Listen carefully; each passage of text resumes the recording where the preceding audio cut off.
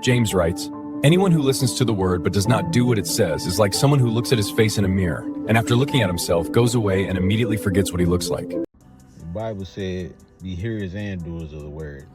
It says that those who hear and don't do is like a man who looks at his face in a mirror, then immediately goes away and forgets what he looks like. So forgetting what you look like, you only know what you look like by looking into the word, by looking into the place, check this out, into the place that you were created from. God created us from the dust of the earth, breathed into our nostril the breath of life. So when he breathed into us, then guess what?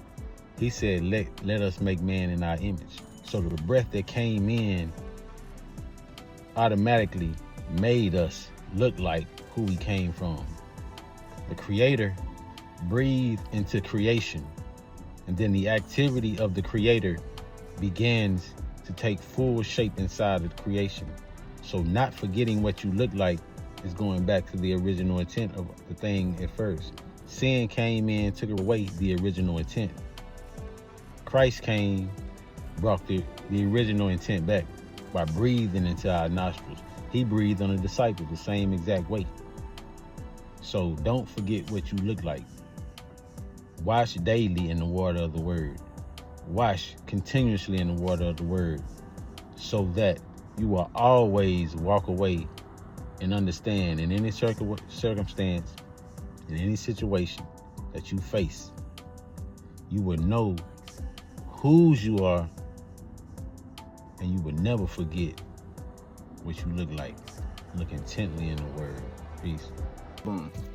In James chapter 1, verse 23 or so, it says, the Bible references that if you're a hearer of the word and not a doer, that's basically the equivalent of you walking up to a mirror and seeing exactly what you look like, and then as soon as you walk away from the mirror, you forget completely, right? But the Bible also says in Genesis, in the very first chapter, that God said, let us make man in our image and in our likeness, and this is for the purpose of dominion, right? Cool. And that's what I take away from it. I take away from it the fact that don't forget what you look like, meaning don't forget the image and likeness that you were created in and what that purpose is for. All right? Peace. Because if anyone is a hearer of the word and not a doer, he is like someone looking at his own face in the mirror. For he looks at himself, goes away, and immediately forget what kind of person he was. Boy, that says a lot. That says a lot. The Bible is not just a book, but it's a book that has life. It has a spirit, it has a body, it has a soul, it has a heart, it has a mind. This book is better, it's a better version of you and me, him, her, whoever. But only if we read it. Not only read it, but do what it says. Don't only be a hearer, but be a doer as well, you know? Don't just go to church and take all the notes that you possibly can. Then when you leave, you don't ever look over those notes again. You don't reflect on what the pastor was talking about or said. You just go back to life as usual. Back to being a slave to the world, back to being a slave to your flesh. And the person that you are in church, that is not the person you are now. You know, you forget that you were just on your knees praying.